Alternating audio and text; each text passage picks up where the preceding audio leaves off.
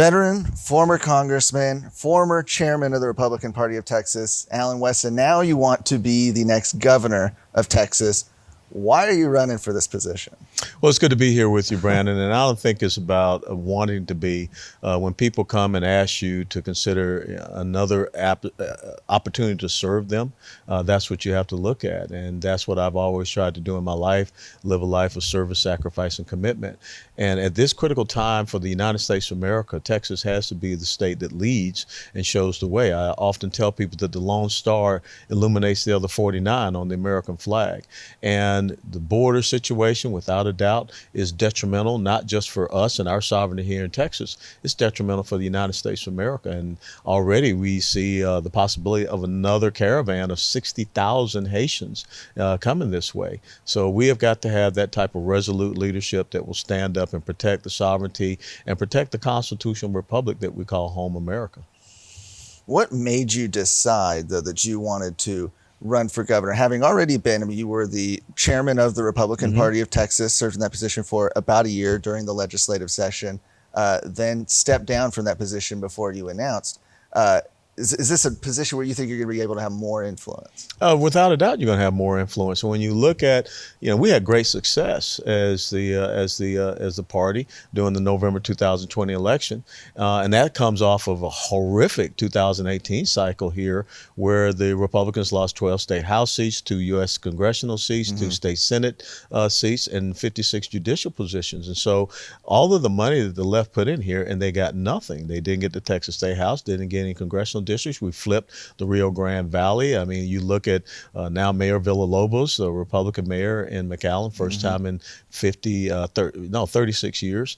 And then we had the legislative session and advocating for those legislative priorities. But when you got the Heisman from, Republicans down in Austin, the same people that you worked so hard to make sure they still had those positions, and the governor there, who was a Republican, then many people, behind the scenes said, we need someone that can really fight for us, not just advocate, but be in a position to fight for us. And that's why, I decided that I would listen, and after prayer and counsel with the family, to decide to run for governor. Talking a little bit more about your time as chairman of the party, coming in, you got the 2020 election, and then in January of this year, legislative session starts. Being really, really closely associated with advocating for those legislative priorities this session, was there anything that surprised you when dealing more with the legislature this year? The thing that frustrated me the most is that if you say that you're a certain thing, you say that you're a Republican, and you have gone out and wanted people to vote for you, wanted to stay in the position that you have, or you make sure that you still had control of the state house, the Senate, and all of these other mechanisms of the state government. But then when it came time to advocating and passing the legislation that these exact same people had been out door knocking and making phone calls for you, you kind of, again, you stiffed them. And I found that very disrespectful and very dismissive. When you look at a simple legislative priority, the fact that we are still chemically and physically castrating children in the state of Texas, not only did that legislative priority not get through the regular session, it has not even been mentioned in the special sessions. And so how can something, to me, as easy as that, which they had legislation in the House and the Senate to get passed, it didn't get passed. Or you see 57 some odd House Democrats that take off on private jets, and everyone's beating their chest, talking about how they're going to get arrested and all of these other things. Nothing ever happened to them, to include now them losing their chairmanship positions. So that's another reason why there has to be resolute leadership that says we're not going to tolerate this type of disrespect from Republicans or even from Democrats. Why do you think it is that there's such a disconnect, it seems, between the party advocates who put together the platform, put together the priorities, and a lot of the lawmakers, not all of them, but a lot of them in Austin that don't seem to want to pass those? You are looking at a new feudal system, where some people consider themselves the political elites and the feudal lords, and everyone else is just the serfs, and they live to serve them. And that's something you see here in this state. That's something you see overall in the United States of America. And sadly, that's the reason why people are very frustrated in the Republican Party. They want people that say, what they mean and mean what they say. And when you say that you're a conservative and you believe in those very simple things, our Judeo-Christian faith heritage, stronger families and family values, better education and economic opportunities, individual right freedoms and liberties, small business entrepreneurship and free market economics, and then, our safety and security. But then when they get into positions, they don't do that. I mean, the fact that we had a Republican governor that decided that he had the repository of all power to say who or what's essential in the state of Texas. Benjamin Franklin said those who would surrender essential liberty for temporary security in the end deserve neither liberty nor security. Or, appropriating dollars without the legislative branch. I mean, that's not an enumerated power to a governor. And let's talk about that. That's actually a good segue.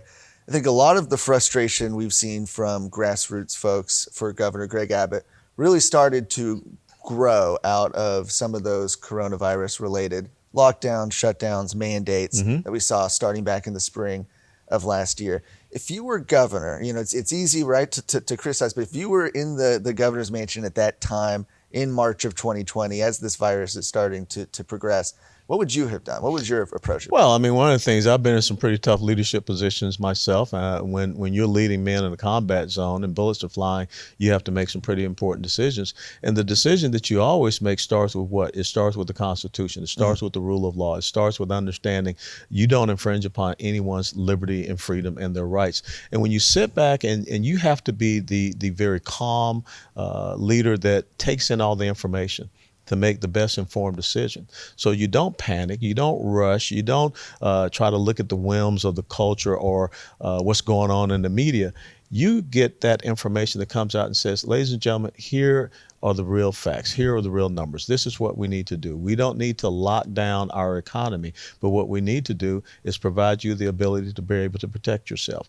The most vulnerable demographics for this are our seniors, 65 and above. The most vulnerable demographics are the people with comorbidity. So I want you to start looking at protecting yourself. You start to look and see what type of protocols out there that people can take instead of having the Texas Medical Board come down on doctors that are recommending things that are very common sense remedies. I still take a zinc protocol. Ivermectin is out there, hydroxychloroquine is out there, Regeneron is out there. All of those different type of things that a lot of doctors in Texas were not allowed to do. But you never start from the position of saying, I'm going to restrict people's freedom. Well, and even now we see that vaccine mandates are coming from the federal government. You've even got a number of large employers that are mandating the vaccine on their employees. What are your thoughts? There's kind of two schools of thought on whether or not employers should be banned from mandating vaccines. What is your opinion on that? My opinion is that, once again, that was not a condition of employment. And so now all of a sudden you want to make that adjustment. I don't support that. The people that know what's best for their body are the people that occupy that body. And one thing that concerns me right now is we have a Texas National Guard. We're recording this on the last day of September, but as of 1 October, either members of the Texas National Guard who fall under the command and control of the governor, they have to get the shot in the arm, or else they'll be discharged, dishonorable discharge from the Texas National Guard. Now, what's the big deal about that? If you're a soldier and you get a dishonorable discharge, guess what? You can no longer purchase a firearm because the 4473 background check asks a specific question. Did you receive a dishonorable discharge from the military? That's a disqualifier. So now what you're saying to the men and women who raised their right hand and said that they would be a member of the Texas National Guard, Texas Air Guard, Texas Army Guard, Texas State Guard, that if you don't comply with this thing, getting a jab in the arm, and this is not coming from the Secretary of Defense. Right. You could say as the governor, I'm not allowing that. You're going to ruin their lives going ahead. Dishonorable discharge is a black eye for future employment or what have you. So again, we don't need to have these woke corporate oligarchs that are being fascist in nature, suppressing people's speech, telling them what they can and can't do with their body based upon conditions of employment. We need medical professionals that are out there. So why are we firing doctors and nurses who are saying that, I'm in the medical profession. I think I know what's best for me. And what should, because a lot of people are facing this choice right now. They're being told, you you have to comply or you have to leave, essentially. I mean, what's a citizen to do? Well, I think the citizens should have the type of leadership that would stand and say that I'm aligning myself with the liberty and freedom of the citizens here in Texas and not with the corporate interests out there. And if you want to have a corporation that wants to follow and do this and usurp people's liberty, then maybe Texas is not the place for you.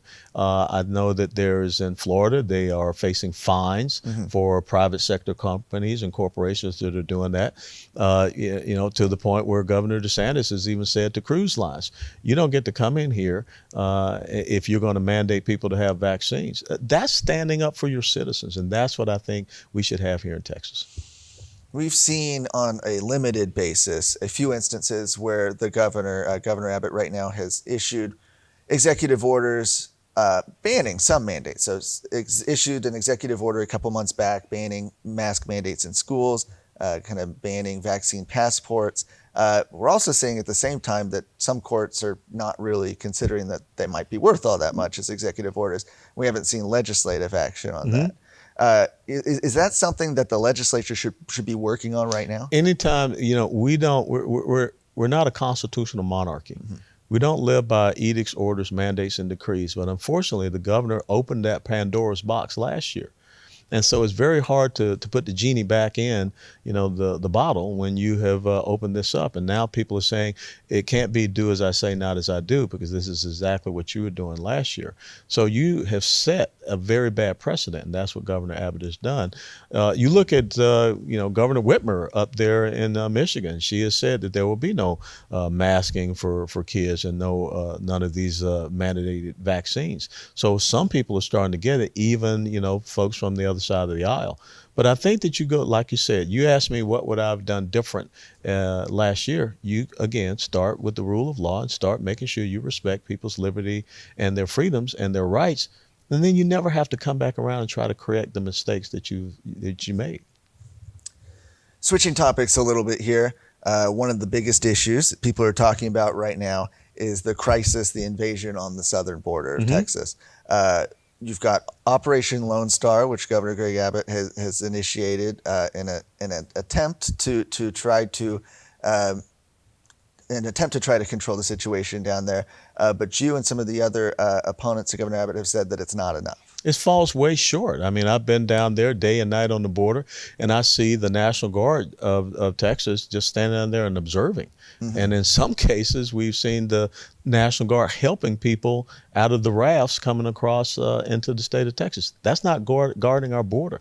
So they don't have the right mission. They don't have the right task and purpose. They don't have the right rules of engagement.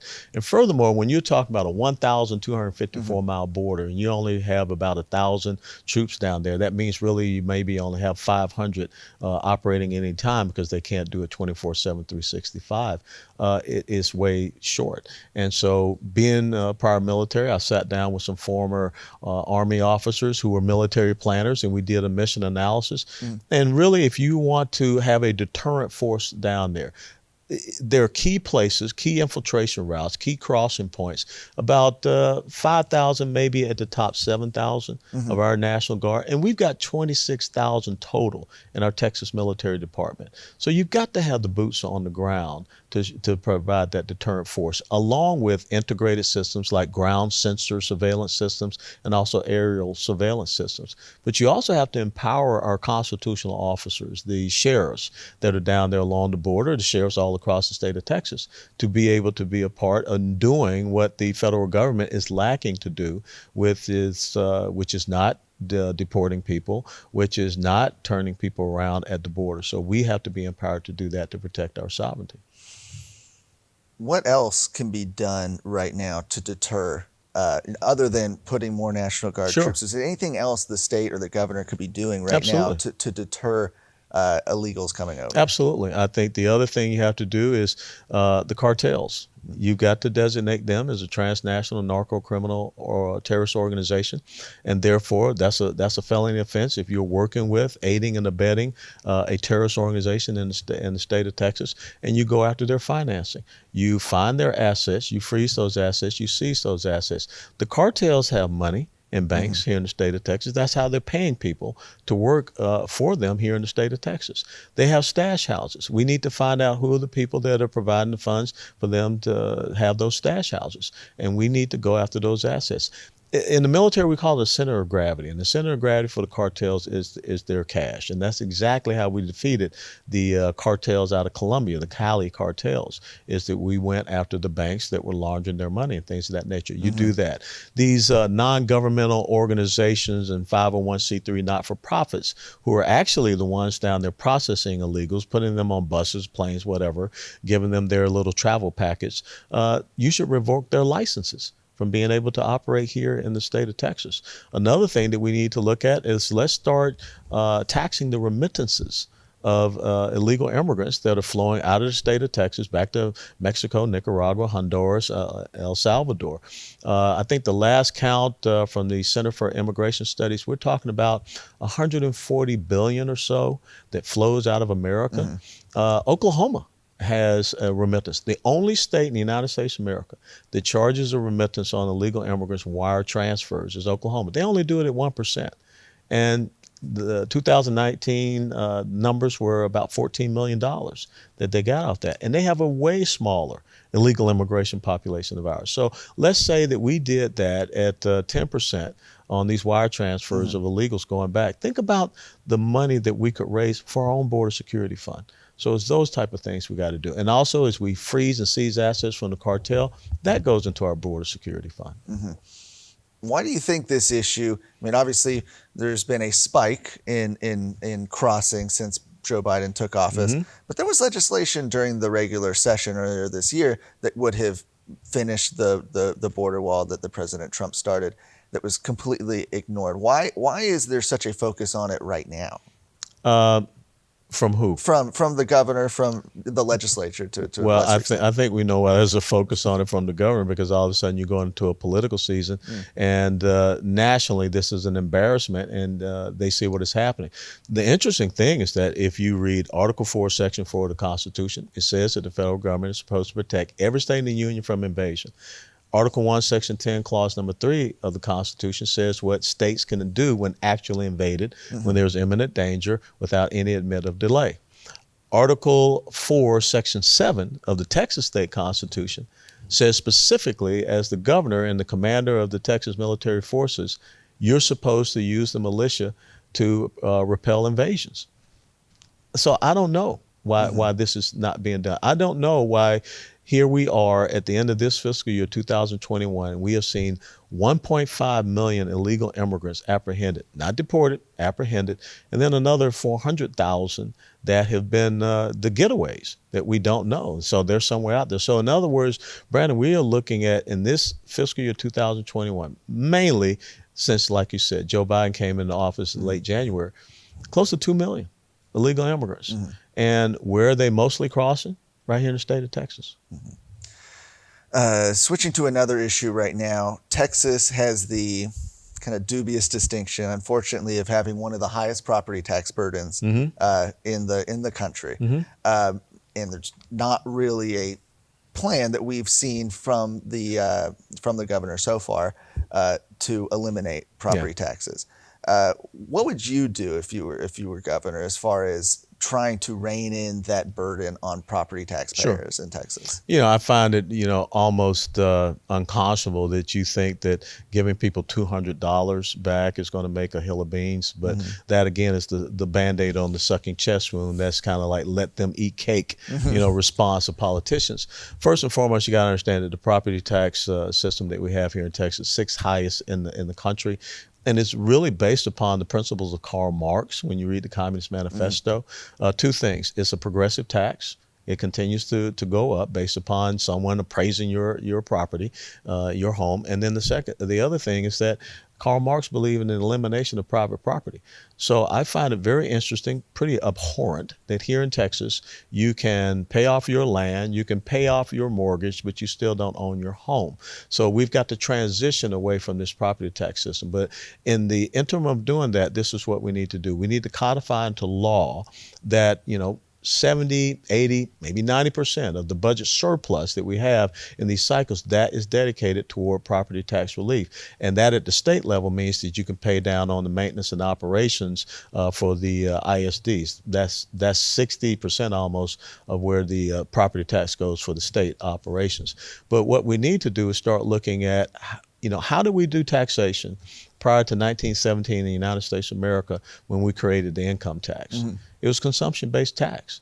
Today we call that the fair tax. And I think that it is time for us to get some real smart economists in a room and say, how does Texas transition from this property tax system to a fair tax system? I want you to make sure that it is not a regressive tax system for the lower income brackets. And then that is what we get on the table. That is what we bring forth in the 88th legislative session, which will be in 2023. That will be one of my emergency priorities at the State of the State address. And we want to get that done so that therefore when we get that new system passed in the legislature, we can get it on the ballot for the ballot initiatives election later in that November 2023, so that people here in Texas can know that they will be off of this property tax system and they will be on a fair tax system. But in the meantime, we still look at the ways that we can reduce the size and scope of the state budget and the state government here. Get us away from having this baseline budget and get back to a zero-based budget where we start from zero every year instead of increasing the spending based upon what we did the last budget cycle. In 2016, I sat on the Sunset Advisory Commission. And it's so amazing, Brandon, is that we sit there and we come up with all these recommendations of programs and agencies and everything that need to be sunsetted because they're ineffective, inefficient, redundant, or what have you. But over the past years, how many of those programs have actually gone away? So as governor, I want to sit back and look at all of those previous Sunset Advisory Commission recommendations and start saying, why hasn't that been implemented? Why is this program or agency still here? So that, again, when we have these type of savings in our budget, therefore we can go back and provide even more relief on property taxes. Talking about just a couple of the successes that we did see out of the legislature this session. One of them being constitutional carry, removing the necessity to get your license, to have to pay a fee in order to exercise your Second Amendment rights. Certainly a win that gun rights advocates have celebrated, but why did that take so long in that's my Texas? point. That's my point. When I tell my friends and they're saying, what, Texas just now got constitutional carry? I say, Bernie Sanders in Vermont had it before we did. We were the 21st state to get constitutional carry. And there was such a misinformation out there about that, because what constitutional carry basically says, if you're a legal law-abiding American citizen and you pass the 4473 background check, that's your weapon. Your permit is the Constitution of the United States of America, which in the Second Amendment lays it out very clear. Now, if you want to continue on to get the carry permit, what the carry permit does is allows you to be able to have the reciprocity of leaving the state of Texas and going somewhere else with that firearm and still being able to carry it. That's the purpose of the concealed carry now. But I would hope that if you're a first-time firearm purchaser, that you will take the time to get some type of training, or maybe most gun stores are happy to do that. Maybe ask them to allow you to, fire different type of weapons to see what type of weapon is best for you. But we passed constitutional carry. I'm sitting right here. It doesn't look like the Wild West. Yeah. It doesn't look like Doc Holliday and Wyatt Earp running around. Which is what they predict every time. But what ends up happening is that the crime goes down. Citizens have to be able to defend themselves. Look at what's going on in Austin. You defund the police by $150 million. Now the Austin police are saying that they will not respond to non-emergency calls. You've seen a 66 to 67% increase of violent crime in Austin. Look at what's going on in Houston. You have a 1 in 900 chance of being involved in a violent crime. So why would you not want people to be able to protect and defend themselves? Yeah. Another piece of legislation that passed this session that the left is losing their minds over, it seems, is the Heartbeat Bill. Yeah. Heartbeat Act, which went into effect on September 1st and already is saving, low estimates are 100 babies' lives a day.